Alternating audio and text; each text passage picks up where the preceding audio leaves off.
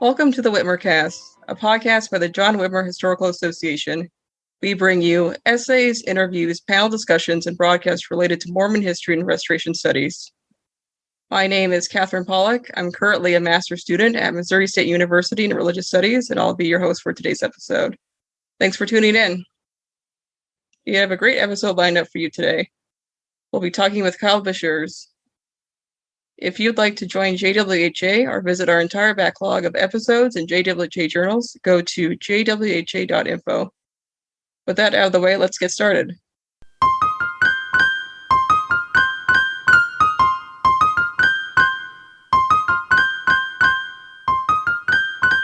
Today, I have the pleasure of being joined by Kyle Beshears. Kyle holds a PhD in World Religions from Southern Baptist Theological Seminary. He works both in ministry as a pastor at Mars Hill Church in Mobile, Alabama, and in higher education as an adjunct professor at the University of Mobile. His latest book is Apatheism: How to Share When They Don't Care, a book about how to share the Christian faith with a population indifferent to questions about God. He's a Mormon studies researcher focusing on the Church of Jesus Christ of Latter-day Saints, Strangite, and will be sharing some of the church's fascinating history. Kyle, thanks for joining us at Whitmercast. Yeah, thank you so much. It's a joy to be here. Kyle has some exciting research to share. But first, Kyle, can you talk a little bit about yourself and how you got interested in Mormon studies? Sure. Well, I don't come from a Latter-day Saint Mormon background, but I've always kind of been interested in the history and the beliefs of the movement. I think I can trace kind of the genesis of my interest in a little episode that I had in my grandfather's study. He taught engineering at Purdue, and he had an interest in religion in general. And in his bookshelf in his study, he had this little tiny blue book that has gold lettering on it. And as a little boy, I thought to myself, well, what is that? What is the Book of Mormon? I couldn't even pronounce it at the time. And I peeled the book back to pull it off the shelf and read it. And then just at that moment, he walked into the room and pushed it back on the shelf and told me never to have anything to do with it. And so I think you might call that anti-Mormon sentiment. And that was kind of my first exposure to Mormonism. And I thought to myself, well, why would my grandfather not want me to have anything to do with this? It was like asking, a child not to press the red button until they return. And so I started pushing the red button, I guess. Just led to a lifelong interest in the topic. So into graduate school and PhD studies, I've always kind of tailored or tried to tailor any classes and research activity towards Mormon studies. And then, of course, my PhD I wrote on the Church of Jesus Christ of Latter-day Saints that were led by James Strang, and specifically under the leadership of a man named Wingfield Watson, who becomes prominent in that movement after the death of James Strang. Not many people write about the Strangites. How did you get interested in that? Frankly, I hadn't even heard of them until I started PhD studies. I knew I wanted to do something about history because it's my favorite part of Mormon studies. And over the past 9 years, I've participated in interreligious dialogues between evangelical students and Latter-day Saint students in Utah. And during one of those conversations, which was being held in the home of Dick Bennett, who was a historian at BYU, struck up a conversation. I told him I was looking for a dissertation topic, and he recommended to me James Strang. I didn't know where to begin, so he recommended a guy named Bill Shepard, who listeners of JWHA should know well. And I got in contact with Bill, and Bill really set me off on the trajectory towards Wingfield Watson. He saw the importance that Watson played, and there was just not a lot of work done in his area. So yeah, from there, the first thing I did as far as academic research was on a Strangite convert by the name of Eunice Kinney. And if listeners don't know Eunice Kinney, you'll know the man who baptized her is Elijah Abel. And so I presented a paper on Kinney at JWHA. That was my first ever presentation in Mormon studies. I had the opportunity to go to Provo and present at the Church History Symposium on James Strang's visions a couple years ago. And I just got news today that my proposal for JWHA in 2022 has been accepted. So I'll be looking at the writings of a man named Charles Douglas, who actually turns out to be a woman named Elvira Field, James Strang's second plural wife. And actually, I think, if I'm not mistaken, there was an email that came out that somebody else is giving a talk on Charlie Douglas as well. So this might be Charlie Douglas's year. Now, I want to start at the beginning of the history of the Strangites. Their leader was James Strang, and he was one of several people claiming to be the rightful successor after the death of Joseph Smith Jr. Can you explain more about who James Strang is and what was his claim to succession? Yeah, that's such a big question, because the story is massive and it's fascinating. It's very dynamic. And at the same time, there's still a lot we don't know about the story. So whenever anybody asks me, like, give me the 30,000 foot view of Strang's story, I always begin with book recommendations. Milo Quaif's Kingdom of St. James is a really good one to start. It's older, but it's foundational. Of course, Vicky Speaks, God Has Made Us a Kingdom is must read. A guy named Roger Van Noord wrote a book called King of Beaver Island, which was very good. And then most recently, a fellow by the name of Miles Harvey wrote a book called The King of Confidence. And each one of these is coming to the Strangite story or Strang story from different angles. And I think they give you a pretty good picture of what's going on. But essentially, James Strang, it's a fascinating character. He was born in 1813, Cuyahoga County in New York. And he's a teacher. He's a public lecturer. He's a postmaster. He's a newspaper editor. And he's a lawyer. He does a little bit of everything. And in 1843, in late 1843, he moves to the Wisconsin Territory to live with relatives who are members of the church. And James converts to the church in February of 1844. He actually claims that he was baptized by Joseph Smith in the unfinished temple there in Nauvoo, on a visit to Nauvoo.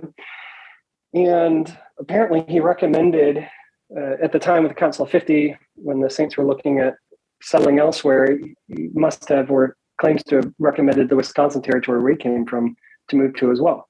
So Strang probably would have disappeared from the history books if it wasn't for, July 1844. Disappeared from history books if it wasn't for the fact that he claims to have received a letter, which he calls the letter of appointment, which essentially is said to have been written from Joseph Smith days prior to his death in summer 1844, appointing James Strang as the succeeding prophet. Around the same time, Strang also claims to have had a vision of Zion in Wisconsin, which he called Vori. And then on June 27th, on the death of Smith, he claims that an angel approached him and ordained him to that office. He receives the letter in July. And immediately he goes out. By the next month, he goes to a conference of saints and produces the letter of appointment and tries to convince them that he's going to be the next prophet. There's some interest, but mainly they reject him. But the following year, in September 1845, Strang claims that he has a vision of plates in Vori, a place that he calls the Hill of Promise. And with witnesses, he recovers these ancient materials and by Urim and Thummim translates them. And the gist of the text is that in that place, there would be a prophet who dies and then somebody would replace that prophet, and Strang interpreted it as himself. So this is essentially the beginning of Strang's prophetic career. No one would expect somebody that's such a new convert to succeed Smith, right? You have Sidney Rigdon, seems like an obvious choice. Brigham Young, of course, an obvious choice. But this new convert that nobody had ever heard of. What made Strang different, though, was that he was very anti-polygamy. I think he reminded people of the kind of early charismatic Joseph, right, with plates and visions and angels. He was adamant that Joseph Smith was not a fallen prophet, and that he had fulfilled his mission. So that interested a lot of people. And frankly, his call to gather in the Wisconsin Territory appealed to a lot of saints that did not want to practice polygamy, were afraid of migrating so far west into the unknown, or frankly couldn't afford it. Wisconsin was very close, relatively speaking, to Nauvoo. And so he gained a lot of converts in the early days. John Whitmer, for example, briefly aligned himself with Strang. George Miller, William Marks, John Page, all familiar names, I'm sure, to the audience. Jason Briggs and Zenas Gurley associated with Strang. But he also picked some pretty colorful characters like William Smith, Joseph's brother, John Bennett, probably most notoriously, and then George Adams. And that kind of blend of well-received and more notorious leadership that Strang installs ultimately, as his movement is coming together, that bad leadership, we can say, begins to unravel it. And they also colonized Beaver Island. They did, yeah. So Strang's call to Voree was his initial call. He receives a vision in 1846 about an island in Lake Michigan, the Beaver Island archipelago, which is all the way at the top of Lake Michigan, nearer to Mackinac on the other side of the straits. And he envisions that this Beaver Island colony was going to be a mission to the Lamanites, and that Voree was going to be kind of the center for the new gathering of Mormons. It kind of turned in that backwards, right? So there were a lot of Mormons that followed Strang, ended up going to Beaver Island. Voree struggled year after year, and ultimately was a failed colony. But Strang also famously declared himself king of the kingdom of God on earth in 1850. He has a coronation ceremony. And that winter, 1849 and 50, he claims to have received possession of what he called the Book of the Law of the Lord, with relationship to the fabled plates of Laban. He translates them by the gift and power of God. Essentially, the book is a theocratic constitution.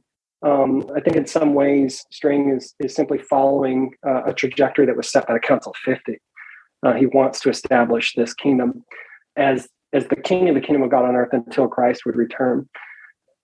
But in that coronation, that time period for him is kind of the height of his power, because as it turns out, he is not so anti-polygamy. He begins taking plural wives, first concealing his first plural wife, Elvira Field, by disguising him as his nephew, Charlie Douglas. But when that comes out, he marries her openly and then takes additional wives. And this kind of sets off a chain of events of dissension that is compounded with Gentile opposition to Strang's presence on that island. And ultimately, he's assassinated in 1856 and dies in July 9th, killed by a disgruntled Gentile and a former member in cooperation with the United States Navy, which is a really interesting part of that story, too. Now that we have some background on the Strangites, I want to shift gears and talk about the subject of your latest research, Wingfield Watson. What can you tell us about him, and why is he important to the history of the church? Yeah, so Wingfield Watson is, we start, I guess, a little biography about him and his conversion to start the story. So Wingfield Watson is born in 1828 in Ireland, and his family is a bit unusual in that they're Anglican. So he's a Protestant being raised in Catholic Ireland, and his family struggles to make ends meet. His father is beset by alcoholism, and the Great Famine that occurs in the late 1840s kind of prompts him to emigrate to the United States through New Orleans. And Watson, at a very early age, is very interested in the subject of religion. He seems very comfortable with his own faith, as far as, I could tell from his readings early on. But God always felt distant or vague, and he was really discouraged by the theological debates that were occurring. So he was always open and interested to learn something new. Watson's conversion to Mormonism is really slow and informal. If I remember correctly, I think the first time he said he had ever heard of Mormonism, it was when a Catholic was mocking the faith He was on a steamboat on the Missouri River. And that got him wondering, like, well, what's this guy going on about? And so he reads about Mormonism from various tracts, and he hears a Mormon preacher. He meets Mormons traveling up and down the Missouri River. He's looking for work. And it's not until somebody hands him or he purchases a copy of Parley Pratt's The Voice of Warning. And this is really interesting for him because if you've ever read it, you'll know that Pratt primarily grounds his argument for LDS restorationism in the Bible. And Wingfield Watson loves the Bible. And so this is really interesting for him.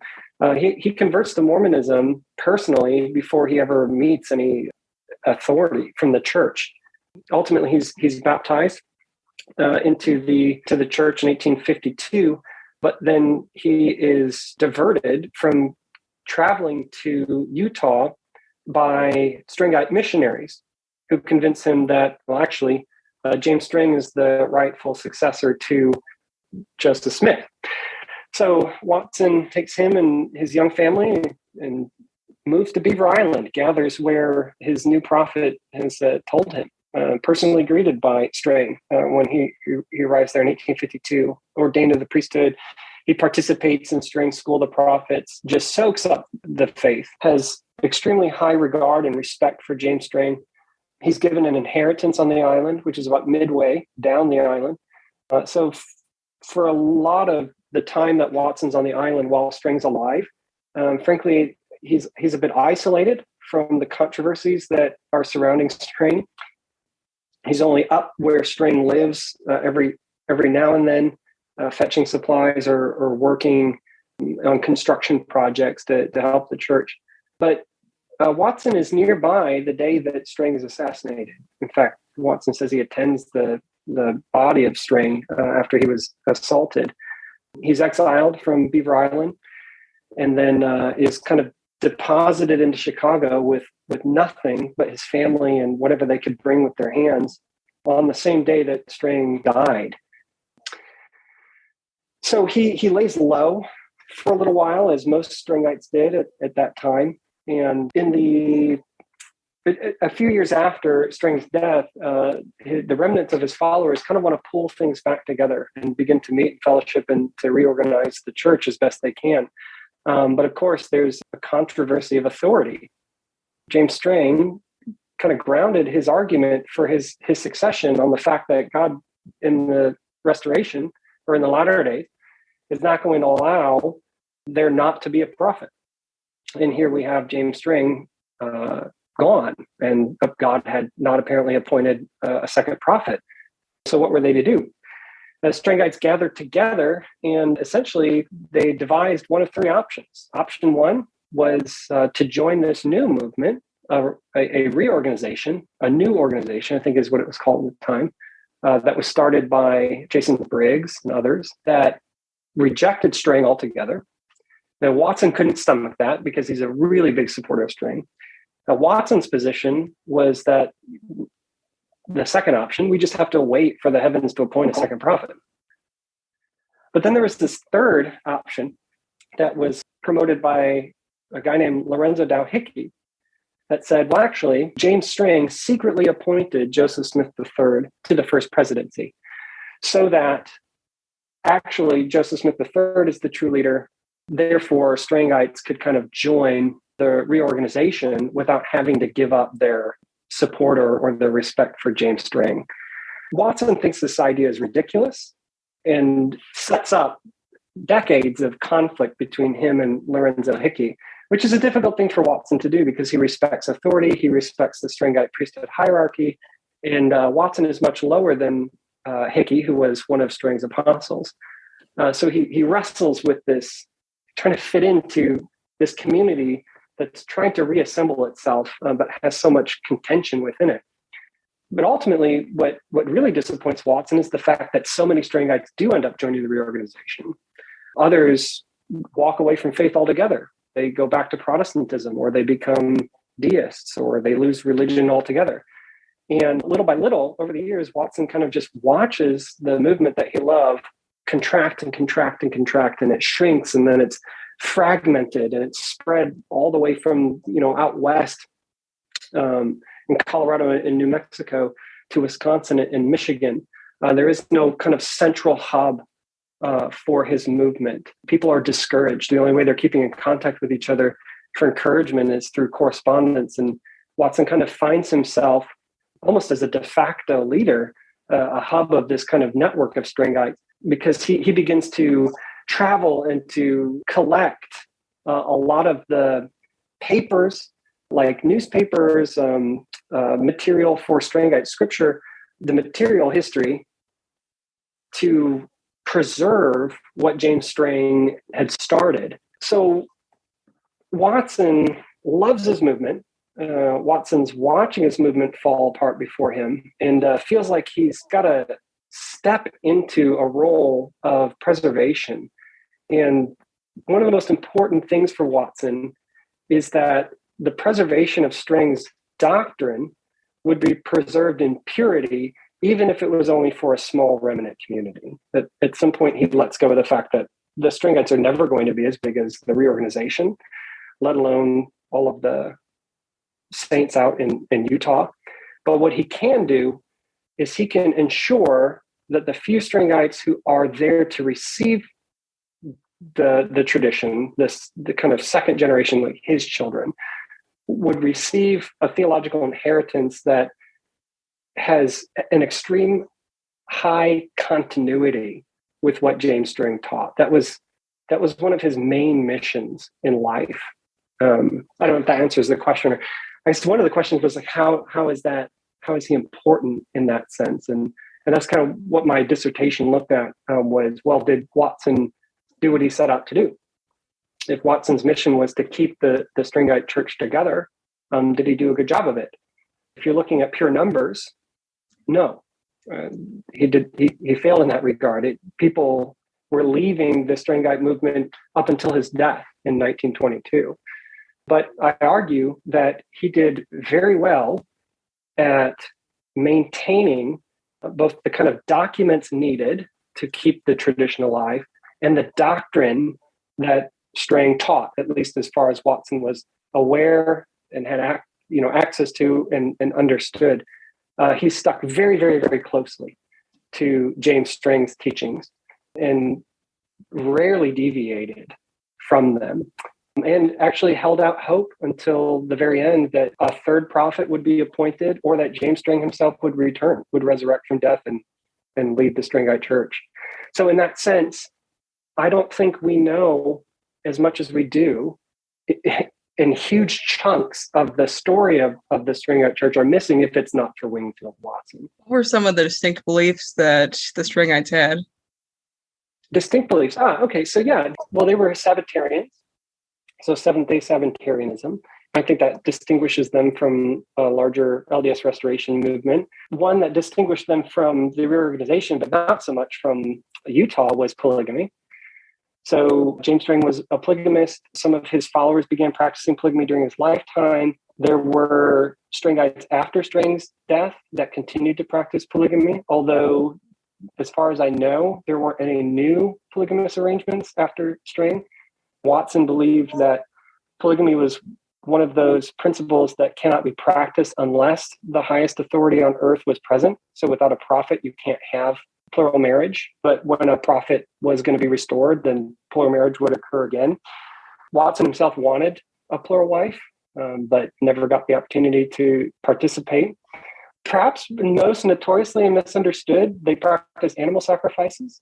So this is an interesting thing. They had feasts on the island, and where they would essentially, what James Strang was doing was just like Smith was interested in this restoration of the ancient order of this primitive faith that can be traced all the way back to Adam.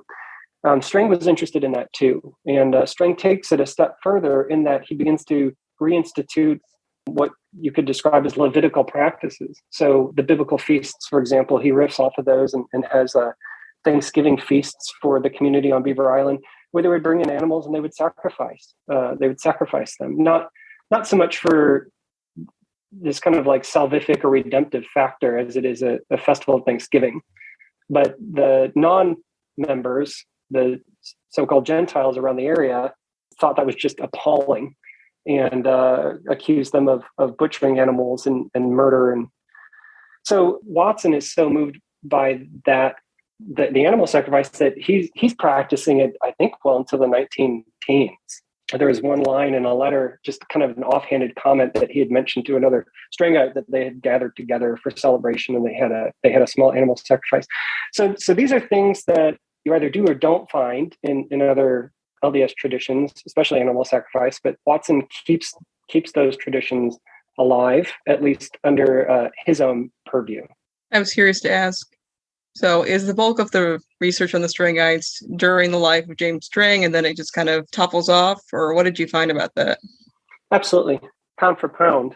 When you hear there's a Mormon king on an island in Lake Michigan, obviously that's what's going to be interesting to people. And so the vast majority of research and scholarship, and frankly interest in the Strangite story, is with James Strang himself. But that's not to say there hasn't been work done after Strang. It's just not very much at all. Vicky Speak, in her book on Strang, has a great section about what happens to Strang's plural wives. That's very important, and kind of like a postlude history. I know she's presented on the diaspora of Strangites after Strang, at kind of a 30,000 foot view. There's still a lot of work to be done. Resources are scant, but they are there and they are available. Fortunately, we have just about everything major that James Strang ever published, and the kind of history about how those works were used. And we have a lot of letters from Strangites that are struggling to keep the movement together after his death. So still a lot of work to be done. I think there was a little booklet written about Lorenzo Dow Hickey, but I think there's a lot of work that could be done with Hickey as well. And the relationship of Strangites and their experience in the reorganization, I think, is another area that would be really interesting. And the reason I say that is because I did some research into that woman, Eunice Kinney, and she had a heck of a time maintaining her Strangite distinctives within the reorganization. She was adamantly pro-polygamy in the reorganization, and that didn't sit well with anyone in our congregation. And I found records of disciplinary actions against former Strangites in the reorganization. So that would be a wonderful research topic for anybody that's interested. What was the typical Strangite experience like in the reorganization after Strang's death? Because not too many Strangites joined with the Restoration movement out west. And most of them, if they remained in Mormonism, went into the reorganized church. And what's the state of James Strang's church today? What's the legacy of Wingfield Watson on the contemporary church? Yeah, there's with JWHA there, you can meet some of the members of Strang's church today. There's not very many. There's a large congregation that still meets in Wisconsin, near where Voree was, not exactly there, but in Spring Prairie. A lot of that property of the Hill of Promise, so where the plates, James Strang said the plates were where the old Voree settlement was.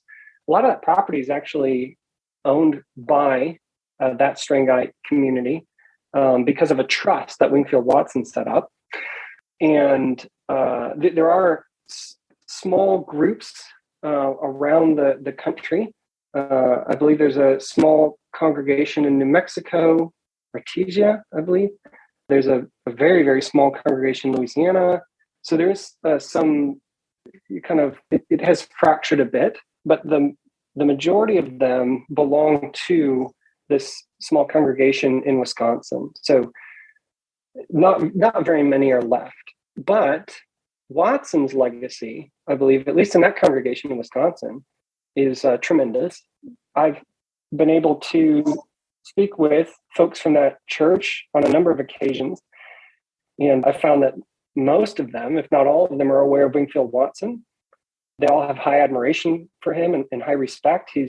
He was not an apostle of that church. He was the presiding high priest. But to call him apostolic in a sense for them, I think would be appropriate. They view him as a very important figure in their own history, as somebody who was, took the Strangite tradition and handed it off to them, the recipients of Watson's hard work. So I'm not sure if they would agree with me on this statement or not, but I get the sense that even that congregation there would be even smaller, if not gone, if it weren't for the efforts of Wingfield Watson. So to me, he's very important to the movement in general and that church in specific. Yeah, thank you for explaining all this fascinating research. Is there anything else you'd like to leave our audience with? Read more about Strang. Yeah. It's not, yeah. not in a self-serving kind of a way, but the story is absolutely fascinating. And I think probably from a broad Mormon studies perspective, one of the most helpful things for me in studying Strang wasn't so much studying Strang as it was studying the average Latter-day Saint. What was it that drew them to Mormonism? What kept them there? What the whys, right? And so the Strangite story is one that is just as Mormon as the Brigham Young story or the Joseph Smith III story, in that what unites all of these people is this belief and hope in this restorative movement of God. And of course, there are divisions between them, but there's a lot of continuity and similarities that when you look at Strang and you look at him from the outside, you would think that this is just a strange breakaway group that is Mormon, but it's not. And it could just be me as an outsider looking in. I didn't find that at all. I found that Strang's followers were very convicted and convinced of their Mormonism. And they wanted to follow LDS restoration principles faithfully. And so it gives you this new perspective or this new slant on the LDS restoration movement in general. And it just getting to know those people and what made them tick, for me, colors the LDS restoration movement even brighter than just, remaining in dominant Mormon movements. And so where do you see your research going next? Well, on the immediate horizon, Lord willing, I'll be at JWHA this September presenting on Elvira Field's writings. I think I already mentioned that. So that is a shameless plug. You should come and listen to what I discovered about her. She was a pretty fascinating character too.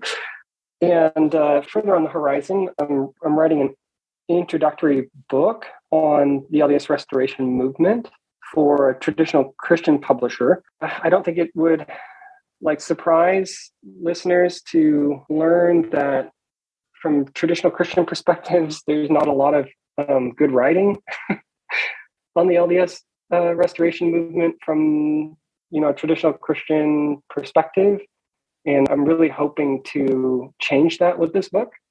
And so I'm about halfway through that, and it's been challenging and rewarding, but I've been growing in it personally, and I hope it will be a great contribution down the road. Well, we look forward to your books and your presentation at JWHA, and thank you for coming on Wimmercast. Yeah, thanks again for having me. This was great.